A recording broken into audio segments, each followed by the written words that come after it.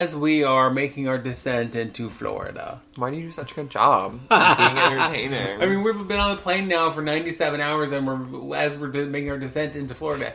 Then he falls asleep. I like that you've been flying for 97 hours. It was a long flight. Mm-hmm. It felt like it. Mm-hmm. You fly with a 3 and 5 year old, and you tell me to no, because like I make better hours. Choices. Yeah. Anyway, listen, whatever. And so he falls sound asleep. Of course he does. Has to be carried off the plane. And, it's like traveling with kids. You have 400,000 things. Whatever. We get to the airport. Stressful. And find where we're supposed to go. Sure. And so T's like, you wait here with the kids. I'm going to go get a pack of cigarettes. I'll be back forever. I'm never coming back. Put sleeping child on my lap. Went off to get our bags. Okay. Cool beans. Love. And so I, being the responsible person that I am, I immediately called my mother because she's here taking care of dogs and whatever. Sure. And so I called her. And so if it was midnight here, or midnight there. It was like 9, right? Is that right? I don't know. 3 hours. That sounds right. Yeah, 9. Just to say we made it safely, blah, blah, blah. Sure. Sat my phone down, went back to tending children. And he comes back and he's like, I talked to the people at the bus, and they're, it's like, because Disney has their own little transit system or whatever, and they're going to put us on the Disney bus, get us to our hotel.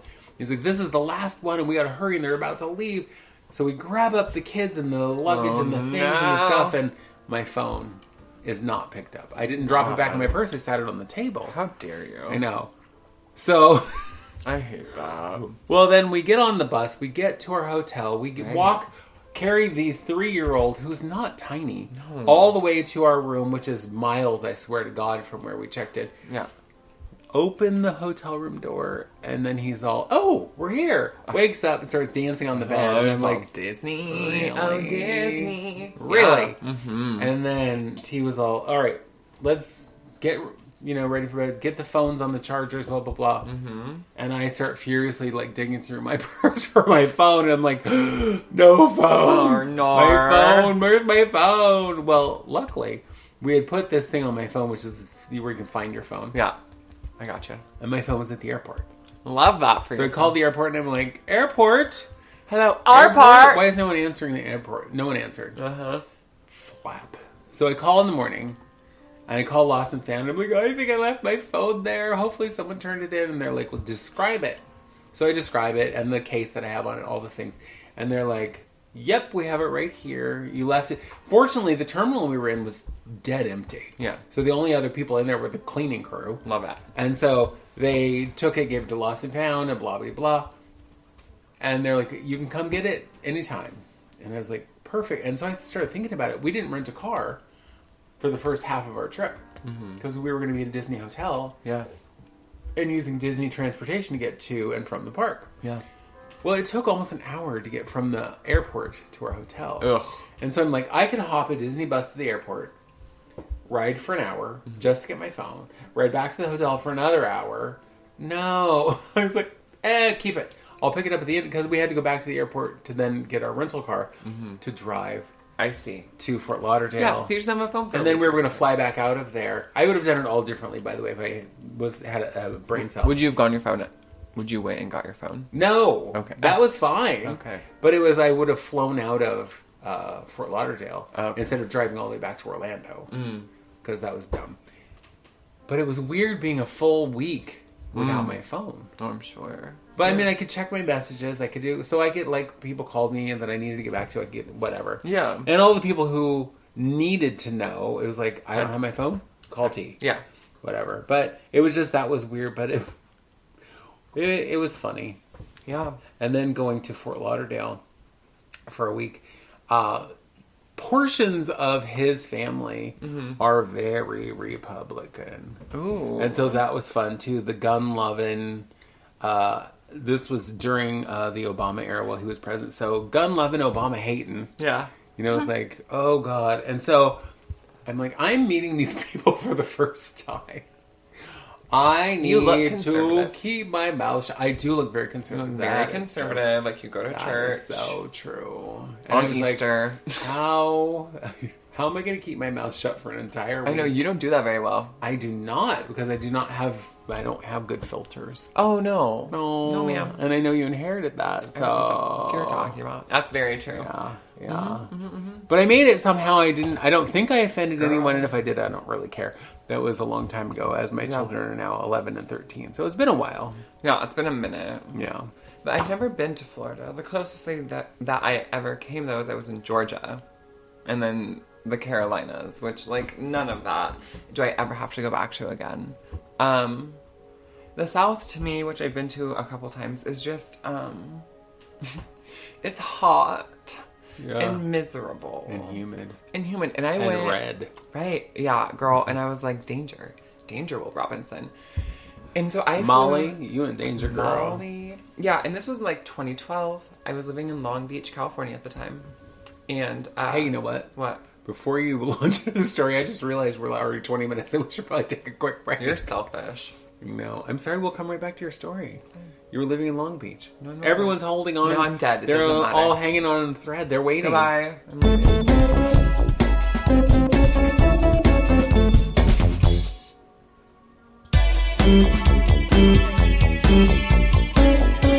All right, you're living in Long Beach. I was. It was 2012. Picture it.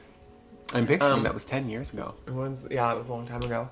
And one of my friends was in the military in Germany and was like a dog trainer, something like that. Okay. Who knows?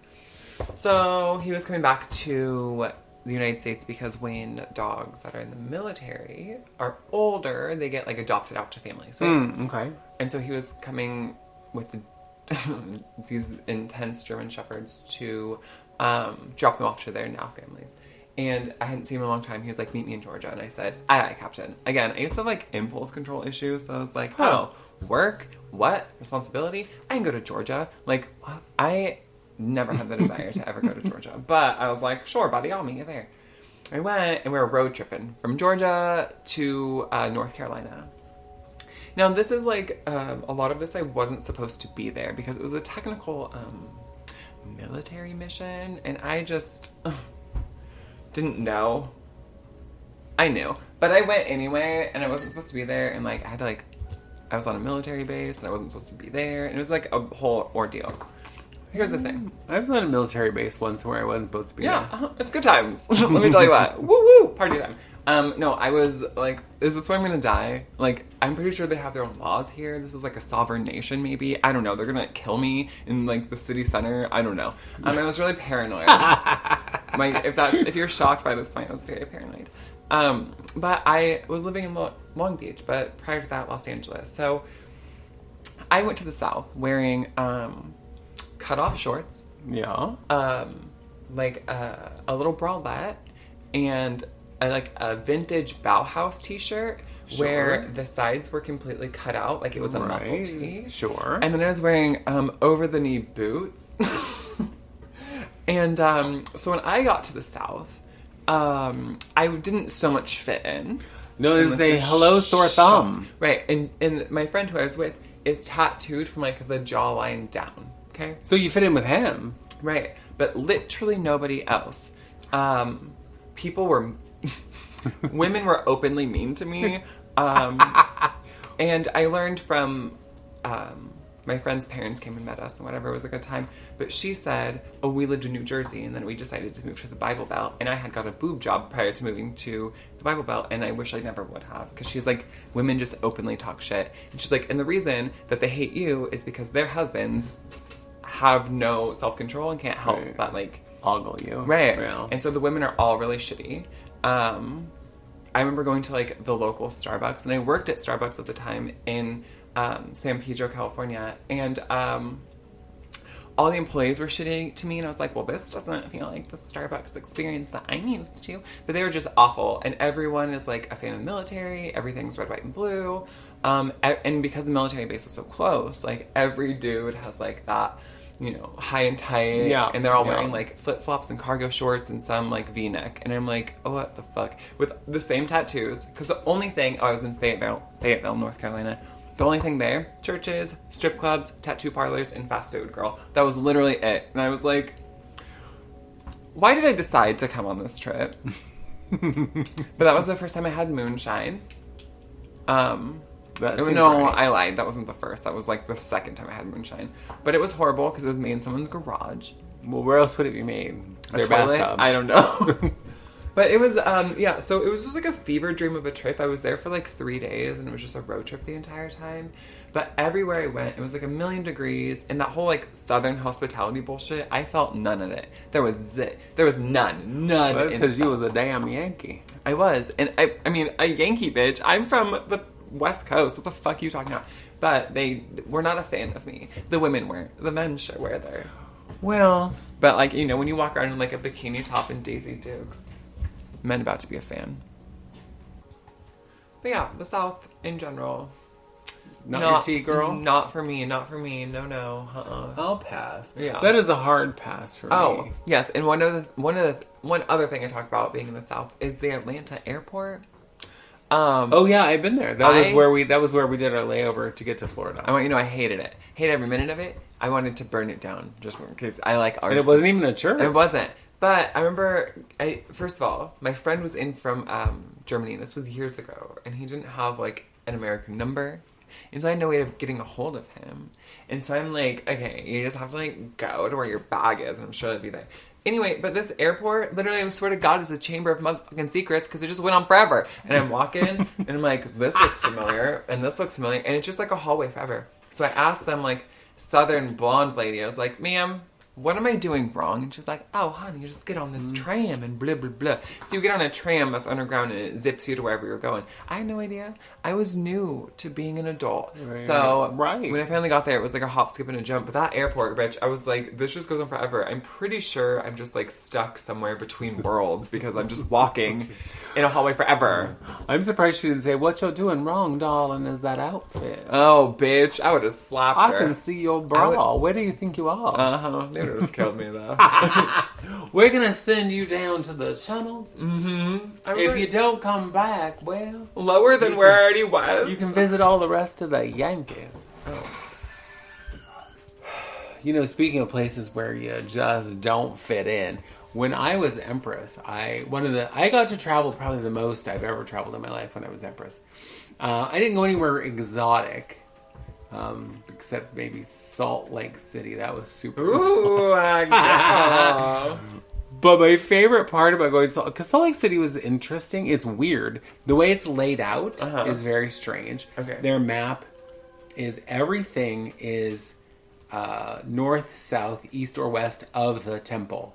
Ugh. So the Bomb temple it. is the center of everything, and it is the center of the state, by the way.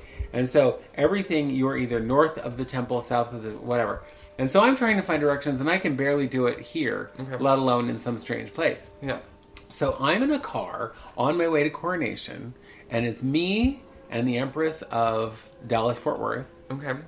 and the Emperor of Boise, and the Emperor of Alaska. Okay. Okay. Car full of queers. Love it. Two of us in full high drag Love because it. we're going to Coronation. Right. And we're like, where the hell are we driving around in circles and whatever? Because we're trying to get to maybe the fairgrounds, the convention center, somewhere. I don't know. Yeah. Who cares? So finally I was like, we're going to have to ask directions. Oof. And boys driving, they're like, we don't need directions. I was like, okay, you're not straight men. You can ask for directions. It's okay. And literally, we stopped this lady on the street who's pushing her stroller full of 72 Mormon children and said, we're lost. And she looks at us like, Yeah, no "Bitch, shit you are." You are so lost. You do not even belong in this state. I am going to give you directions to the nearest freeway so you can keep driving and get up out my state. But she did not. She stared at us so like our heads were on fire.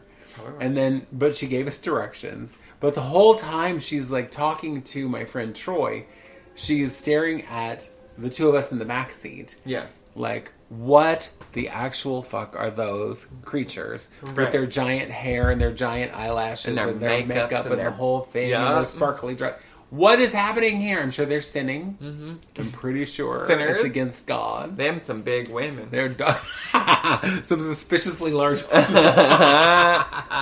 Oh my God, it was so funny though because I was like, this. She went home and said, You will not believe what I saw on the road today. I saw some old whores wearing Jezebels. makeup. I don't know what they were doing. Well, I don't know why she has a southern accent. She's in Utah. I know. But it doesn't matter.